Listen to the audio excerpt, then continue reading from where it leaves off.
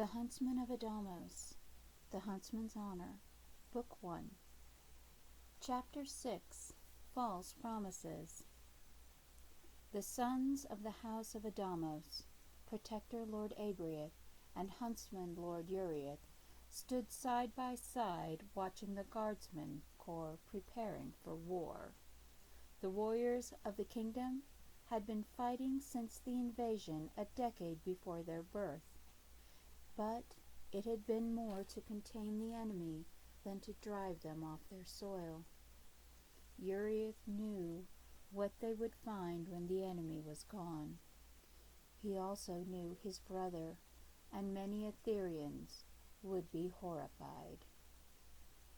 All would know the horror that had happened there in the centuries since the temples of light fell.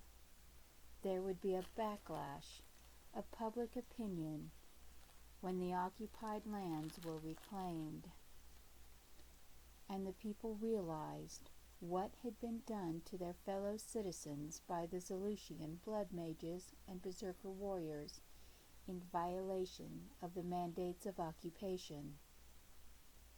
Vaguely, Yurieth pondered. Would any Atherian captives be left alive when the offensive was finished?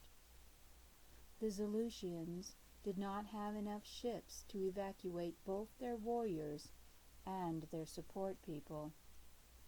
He wondered how many casteless Zelutians would be left to die under Atherian swords. Protector Lord Yurieth, Huntsman Lord Yurieth, the Guardian Valtase requests your presence in the command center at once. A guardsman bowed as he delivered the message. The brothers walked in silence, many warriors bowing their heads in respect as they passed. All knew the last 3 victories were because of the House of Adamos. The future lords spent every extra moment when they were not sleeping, training their warriors. The warriors and huntsmen under the sons of Adamos were the best trained in the king's army, only after the house of Remus. In truth, if Yurieth had slightly stronger magic and had been a third-born, as dictated by tradition, he would have been declared the Guardian of Adamos. Yurieth, Axion, and Regis had taken the once dismissed status of huntsmen and made it into something many warriors wished they were. No longer were huntsmen considered mere scouts. They were spies and strike teams that conducted attacks deep in enemy territory. When King Xerxes had declared that it was time to make the Zelutians pay for remaining on their world, it had fallen to the huntsmen to strike fear in the otherwise fearless berserker warriors and blood mages of the Zelutians. Deep in the occupied lands, the enemy never traveled alone anymore, lest they be found forever killed, and with their bodies riddled with arrows or their heads removed by the curved long blades carried by the ghost of the forest, as the Zelutians had begun calling the huntsmen. Even the assassins of the Blood Brotherhood had begun to keep a wary eye on the huntsmen of Etheria. Yurieth and Yurieth both knew something was off the moment they walked into the building. Master Material was standing outside the door of the strategy room with a cross, cold expressions. "It's off, lads. Your coward of a king is backing down on his plans to attack and giving the Zelutians a century to evacuate. He is promising no more attacks within the occupied lands." Materiel scowled. In exchange for what? Yurieth demanded hotly. For not killing the remaining Aetherians as they pull out, and to pay restitution for the damage.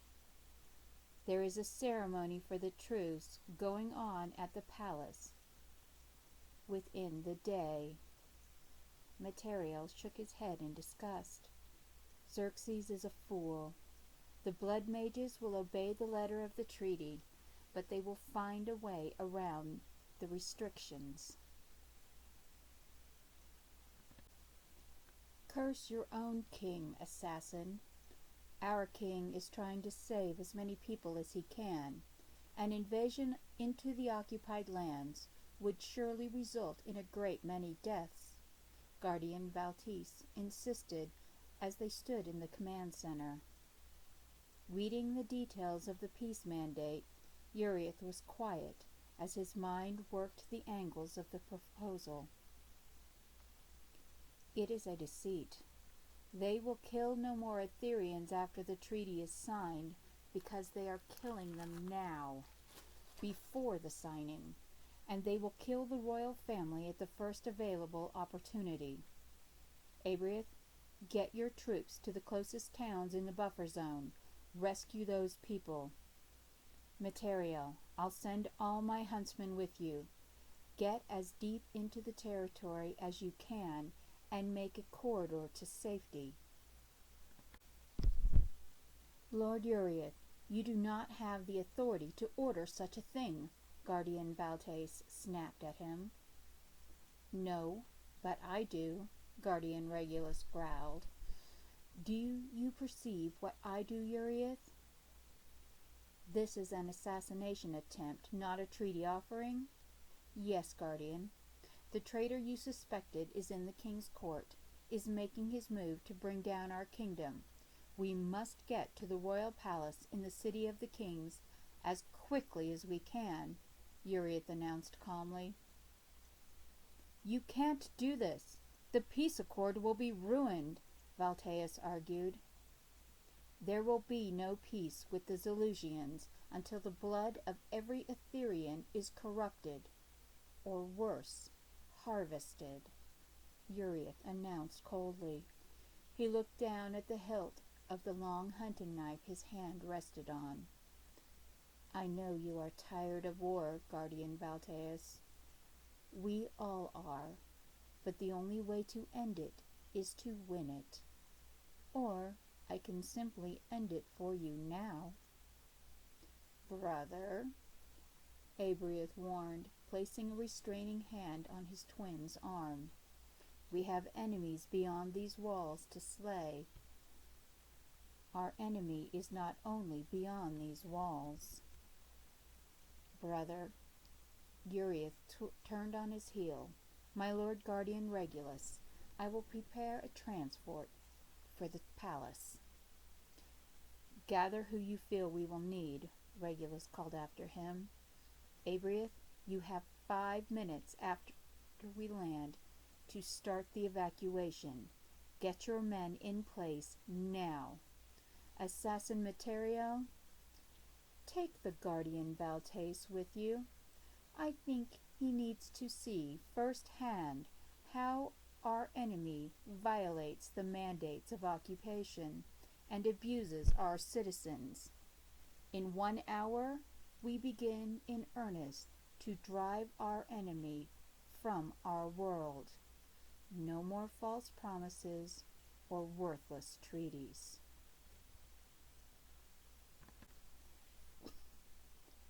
Master Huntsman Yurieth stood at the open back hatch next to Master Huntsman Regis as their flyer flew low over the buildings of the king's city. Did you warn your family? Regis nodded. What about yours? My father is aware. However, my mother cannot leave the queen's side. Yurieth gritted his teeth as he admitted, and my betrothed is with them. He had tried not to develop any affection for the gentle yet angry anti-war healer. But Lady Roseray of Adamos had grown on him.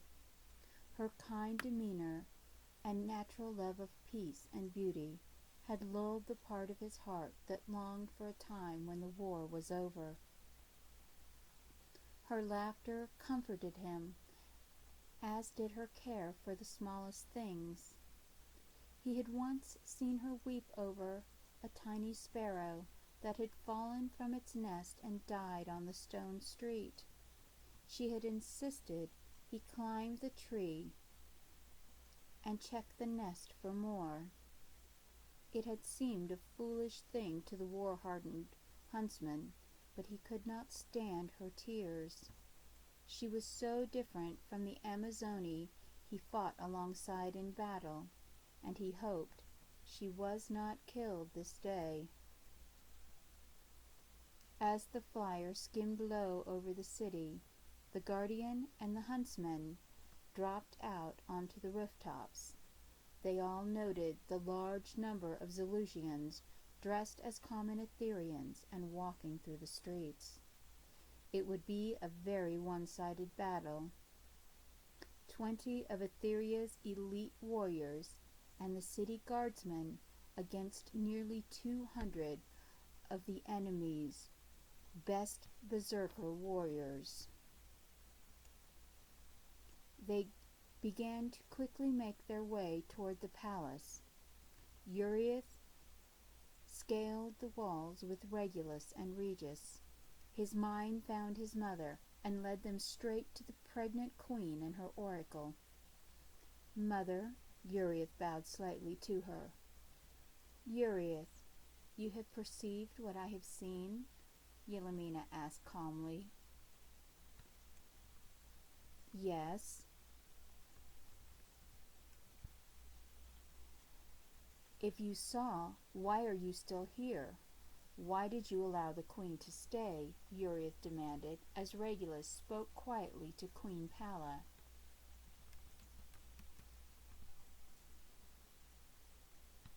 "Because I knew you would come. I knew you would show the king what his advisors ignored," his mother answered calmly. "And if you had been wrong? If we had simply stood down as ordered by the king?" he demanded, and she raised an eyebrow that he would dare doubt her. "Who is the traitor?" Yurieth demanded in cold fury at his mother's manipulations.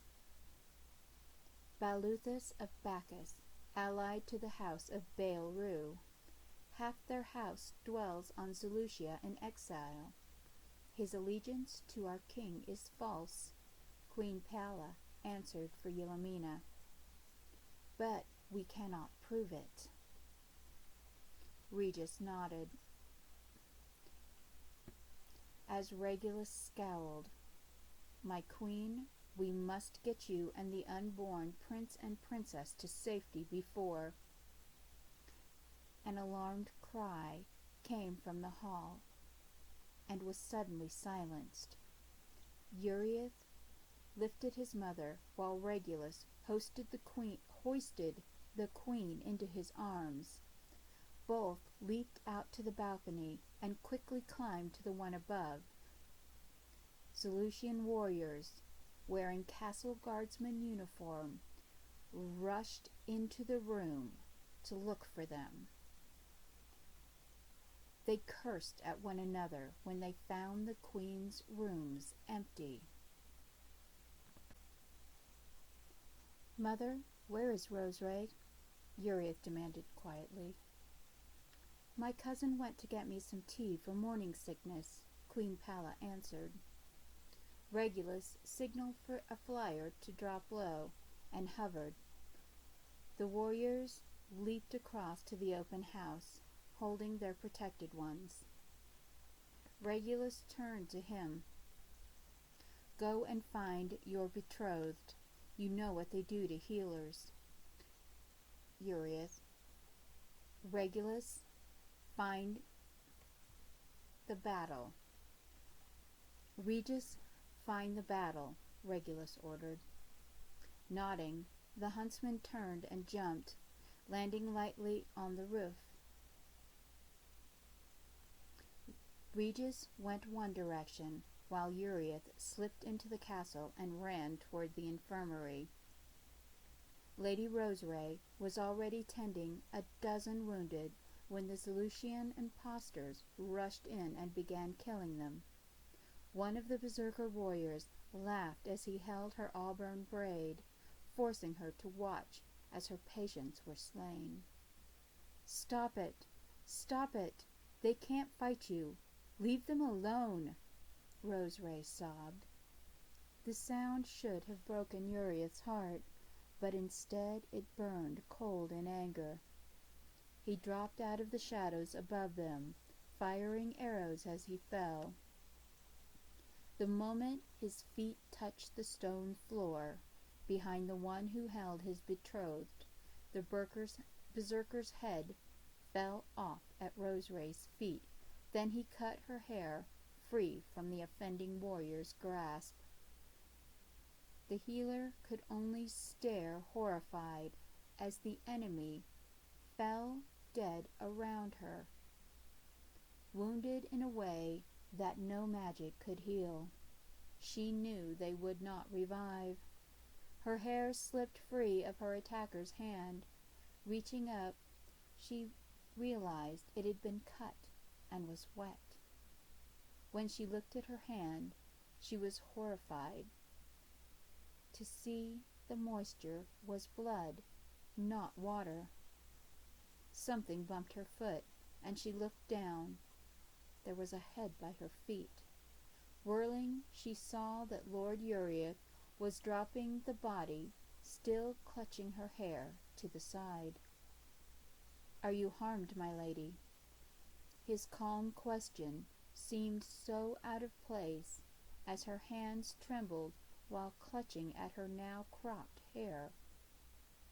Misunderstanding her silence, Yurieth added, "I apologize for your hair, but he would not have released it in death and would have pulled you down with him." "You killed him. Them.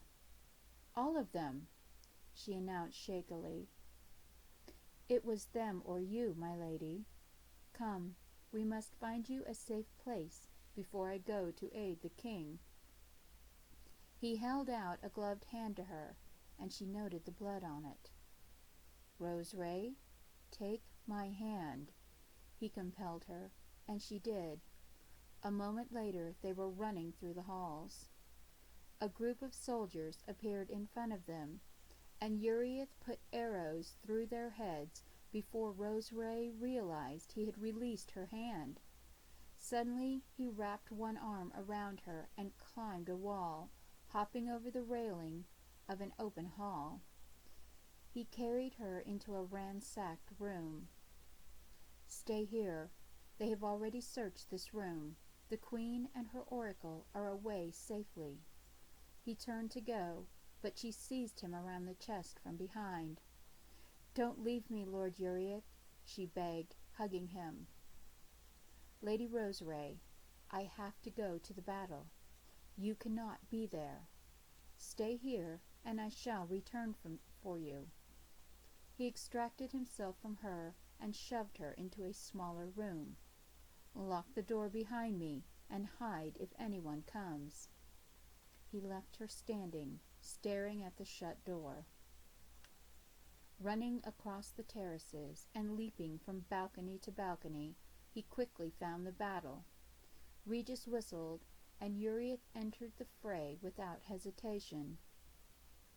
Those fighting to get to the king of Etheria suddenly found themselves between the king and his personal guards and the two huntsmen. They could not retreat, and they could not move forward. In minutes, nearly 24 were dead. Yurieth and Regis stalked forward, stepping over the bodies, and bowed to King Xerxes. "My king, the queen and your heirs are safe. The huntsmen and protectors are taking care of the Zelutian warriors in the city, and the castle will be secured within the hour," Yurieth announced. "You stupid warriors! You destroyed the peace talks and the withdrawal accord!" Lord Balluthis shouted at him. Yurieth noted there was no blood on his sword. Regis noted it too, and asked, "How is it, Lord of Bacchus, that you have no blood on your sword in defense of our king, while everyone else here shed the blood of our enemies to protect the royal family?" Xerxes turned slowly to face his friend. "Balluthis, what did you do?" "He betrayed you, my king. The oracle foresaw it," Yurieth announced. "His family is loyal to our enemy, not you." "Xerxes, he's lying, just so he can keep the war going. Warriors like war," Balluthis stammered. "Perhaps other warriors, but the House of Adamos has always sought a return to peace." "You dare betray me." Xerxes stalked forward, with his bloody sword still dripping from those he had slain. "I made you the manager of my court, and all the enemy come after me wearing the uniforms of my castle guard. I listened when you said the Zulusians wanted peace as much as we did." "You just want power, but you don't know what power does. Your plan to rule both—" Balluthis' head landed on the floor before his words finished echoing in the silent room. No one spoke as the sound of his heartbeat faded.